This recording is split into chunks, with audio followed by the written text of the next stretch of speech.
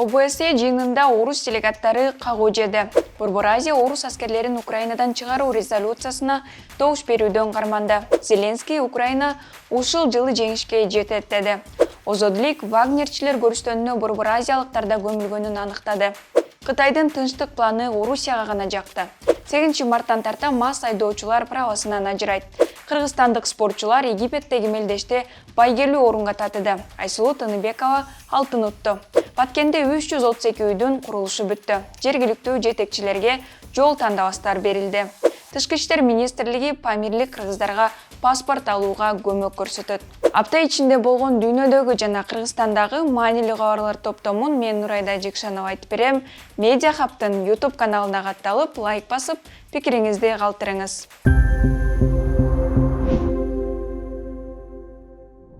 24 февралда Европадагы коопсуздук жана кызматташтык уюмунун Венадагы жыйынында орус делегациясы катуу сынга кабылып сөгүш табукту. ОБСЕнин парламенттик ассамблеясынын президенти Маргарета Зёдерфелд айрым чиновниктер кылмыштуу агрессиянын шериктери деди. Ал эми Латвиянын депутаты Рихард Колс орусиялык делегацияны аскердик кылмышка айыптап, орусча сөктү. I will convey a message to the Russian Federation delegation sitting in this room, and I will quote the Ukrainian border guards. Русский военный корабль пошел нахуй. Колс жыйынга катышкандардын арасында суверендүү мамлекетке кол салган өлкөнүн өкүлдөрү катышып жатат деп ачуусу келди. Ал эми Москва делегаттары нааразычылыгын билдирейин деген кезде делегаттардын бир бөлүгү каршылык иретинде залдан чыгып кетишти. Анда бир жыл мурун башталган жаңжалдын кесепеттерин Украинанын элинин кийинки муундарына да сезилет. Андыктан биз согуш учурунда да бүткөндөн кийин да колдоо көрсөтүшүбүз зарыл. Адам укуктарынын бузулушу токтоп, күнөөлүүлөр жоопко тартылышы керек деди бюронун башчысы Маттео Микачи. Ал эми украиналык делегаттар ОБСЕнин жыйынына катышкан жок. Себеби алар жыйында орус жана белорус депутаттарын четтетүү керек деген позицияда.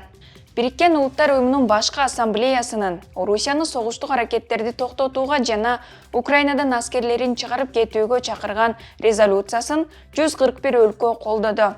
7 өлкө каршы добуш берип, дагы 32 өлкө добуш берүүдөн карманды. Орусия үчүн Орусиянын өзүнөн башка 6 мамлекет каршы добуш берди. Алардын арасында адаттагыдай Минск бар. Добуш берүүдөн карманган 32 өлкөнүн ичинде Кыргызстан, Казакстан, Тажикстан, Өзбекстан бар. Мындан сырткары Кытай, Индия, ошондой эле Иран бар. Өткөн жылдын 3 мартында жана 12 октябрында ушундай эле резолюция кабыл алынган. Анда да Борбор Азия өлкөлөрү ушундай эле позицияны карманган болчу. Владимир Зеленский Орусиянын Украинага ачкан согушунун 1 жылдыгына карата 300 журналисттин катышуусунда 2,5 сааттык маалымат жыйын курду. Ал Украина агрессияга каршы өзү жалгыз эмес, достордун жардамы менен күрөшүп жатат деди. Зеленский чындык биз тарапта деп, эгерде союздаштарыбыз өз убадасына турса, жеңиш биз тарапта болот деди. Украин президенти согуш учурундагы эң кыйын учур деп Бучаны эскерди. Напевно, Буча.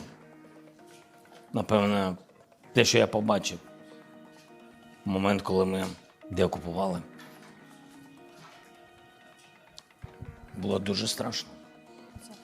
За те, що таке, що ми побачили реально, що дьявол, він не десь там, він на землі. Напевно, це.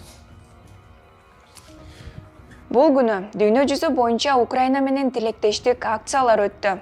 АКШ Украинага 2 миллиард долларлык жаңы аскердик жардамын жарыялады. Польша Киевке алгачкы 4 Леопард танкын тапшырды. Варшава бийлиги калган танктарды да тезирээк жеткирүүнү убадалады. Андан тышкары АКШда Украинага Абрамс танктарын берет.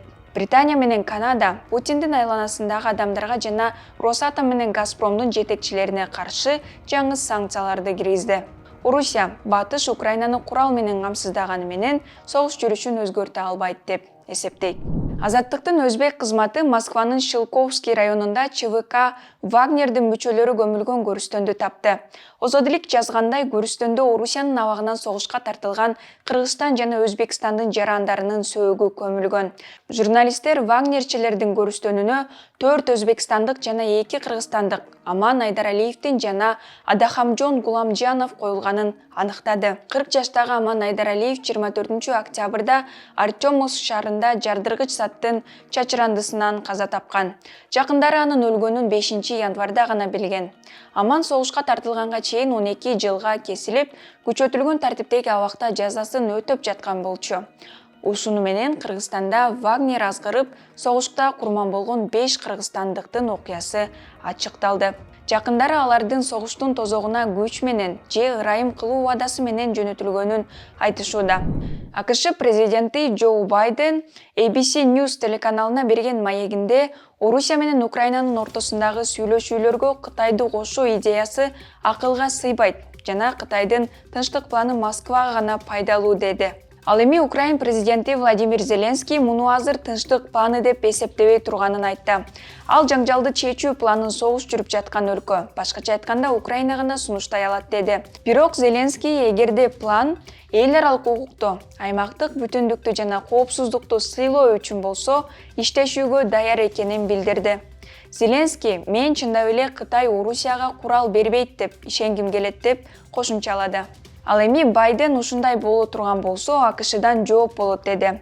Өз кезегинде НАТОнун баш катчысы Йенс Столтенберг Орусиянын согуш ачуу алдында 2022 жылдын февраль айында Орусия менен Кытай чексиз өнөктөштүк тууралуу документке кол коюшканын белгилеп, Бейжиңдин сунуштарына ишенбөөчүлүк билдирди.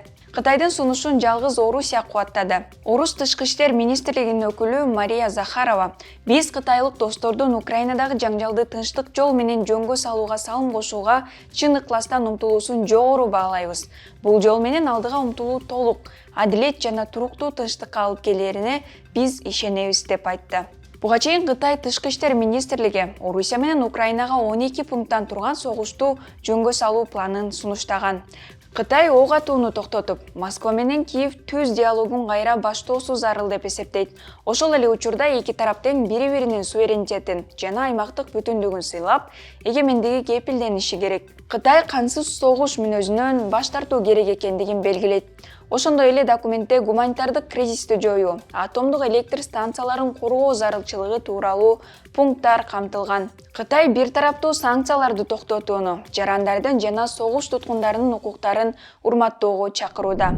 Кыргызстанда 8 марттан тарта МАЗ абалында руль башкаргандар айдоочулук күбөлүгүнөн ажыратылат. Бул тууралуу Ички иштер министрлиги билдирди.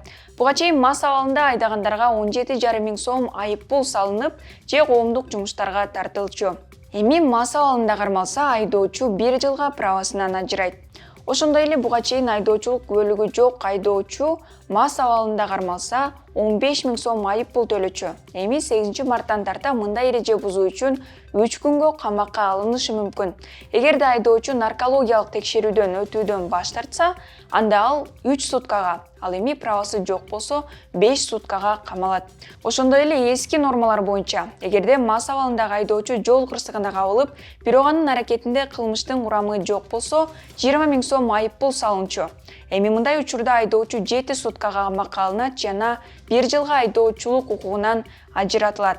Эгерде айдоочу жаза мөөнөтү аяктагандан кийин кайрадан МАЗ абалында уну айдап же жол кырсыгына кабылса, 3 жылга правасынан ажырайт. Кыргызстандык балбан Айсулуу Тыныбекова Египетте өтүп жаткан Ибрахим Мустафа эл аралык мелдешинде алтын медаль утту. Ал эми спортчулар Мээрим Жуманазарова менен Айпери Медет кызы коло медаль утушту.